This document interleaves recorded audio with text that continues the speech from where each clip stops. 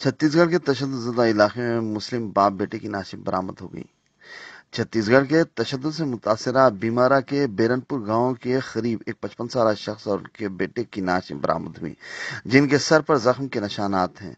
Police ने बताया कि नाशें बेरनपुर से तकरीबन 5 किलोमीटर दूर कोरेगांव में पाई गई। Superintendent of police Indra Korean ने ये बात बताई। महलूकिन की शिनाख्त रहीम मोहम्मद और उनके 34 साल बेटे एदवक मोहम्मद की हैसियत से की गई, जो दोनों बेरनपुर के रहने वाले हैं। इब्तदाई तहकीकात के मुताबिक नाशों पर जख्म के निशान है, लेकिन पोस्टमार्टम के बाद ही मौत की वजह से पर्दा उठेगा। उन्होंने कहा कि फिलहाल ये वाजे नहीं हो सका कि उनका कत्ल किया गया। 8 अप्रैल को बेरनपुर में अचानक फिरकाना फसाद फूट पड़ा था। स्कूली बच्चों के दरमियान एक झगड़े के बाद तशद्दुद हुआ था। इस झड़प में एक 22 साल मुकामी नौजवान भुवनेश्वर साहू हलाक हो गया था और 3 पुलिस मुलाजिमीन जख्मी हो गए थे।